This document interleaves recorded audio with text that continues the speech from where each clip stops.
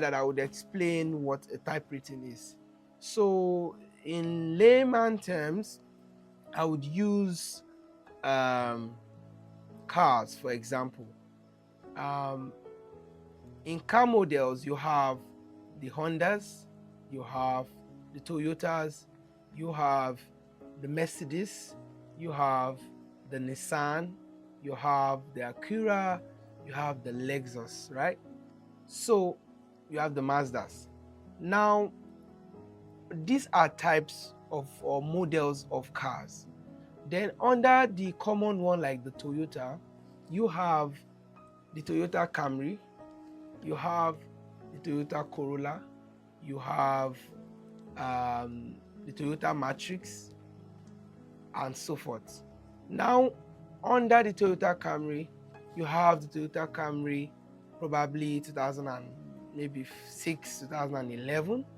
You have a series, maybe 2012 to so year. So you have cars in models in different production, like series in different years. Now, what does it mean is, in aviation, there are aircrafts. Aircrafts are also produced by different companies, different brands, like the Boeing. So the Boeing is like Toyota, the Hondas is like the Airbus. Let's say the Challenger is like the Nissan. So just like that, these are examples. I'm not saying they are this. So these are examples. So now when you have different aircrafts in different models. Okay. Now aircraft in different models, there are also sub models or sub series like the Toyota Camry. So now you have the Boeing, you have the 737s.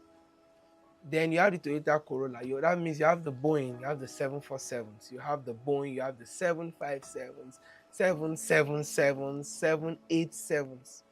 Then you also have the 737s sub again, like when I was talking about 2006, 2011 Toyota Camry. That means you also have the Boeing 737 300, 400, 500, 700, 800 series. Then you have the 747 you have the 7 like that, the 777 the 787 Then under the Airbus, you have the A3 for Airbus now, which is another model like Honda. You have the A320, the A330, the A350, the A380. That means, okay, let me still expand it more. You also have the Challengers. You have the Challenger 600, the Challenger 601, Challenger 602, 604, 605, Challenger 650. You have the Orcas 800, 800 XP, 900, 900 XP. You have the Embraers, the ERJ 135, 145, the ERJ Legacy. You have the ERJ 170, 175, 195. You have the which aircraft? You have, okay, for helicopters, you have the Augusta Westland 139. You have the Sikorsky X-76. Now, all this I've just mentioned, like different kind of models of aircraft. That means as a pilot, you just can't say, okay, you are now a pilot, you just jump in to fly any aircraft. Like the way you just jump in to drive a Honda, then you drive a Mercedes tomorrow, or you can drive a Toyota because you have a driver's license. No. As a pilot, you have the license, which makes you eligible. Now you have to have the type rating. The type rating is what makes you a specialized professional pilot that can fly a certain kind or model of aircraft. So because aircrafts are complex system designs, different manufacturers or different brands have different systems in creating, like the way the cockpit is arranged. Yes, the basic principles remains all over different aircrafts, but locations are different. Computers, instruments are different. So because of that, you as a pilot have to have a type rating. So the type is like the type of aircraft, basically. So you have to have a type rating to fly a particular type of aircraft. So as a professional or as a pilot, you would probably, if you want to fly the Boeing 737, you have to be type trained on the 737. So after you have your license as a pilot, you still have to go back to school. Now the interesting part is, and this is where it comes, this is what comes in when we're talking about back to training, how expensive or capital intensive the training would be or could be.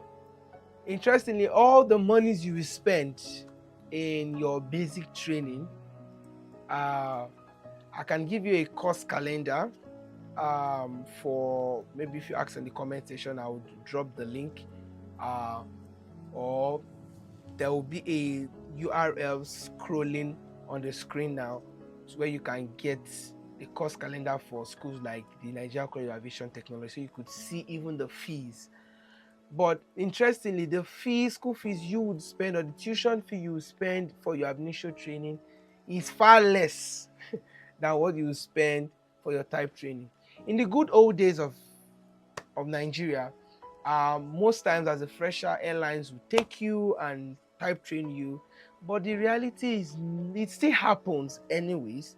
Some airlines still take freshers and train them, but in reality, you would have to do a type training, which now positions you to be more employable. So you'd probably even have an edge over a fresh graduate. So if I'm a fresh graduate, I've done my type training on the Boeing 737, and an airline that has a Boeing 737 would easily pick me before they would pick you. So now the amount you are going to spend on the Boeing 737 type training, I think Boeing 737 type training is the least I've heard so far, is the least expensive type training course. Is about $15,000. Yes, about $15,000. So, but there are some type trainings that is about, for the private jet like the Challengers or the rest, they're about $40,000. And for helicopters, which I will, in another episode someday, I will tell you the difference. We'll talk about airplanes versus helicopters. But the helicopter is about $60,000, because the helicopter training are far, far more expensive. So you can get the amount of money you spend for type training, which is about a month, is more than what you spend for 2-3 years. So when becoming a pilot, this is a reality you need to know and have, that you would spend to easily get job in Nigeria at the moment, or to be easily employable, let me use that word, even globally, is doing your type rating. It's K Global. Everything aviation.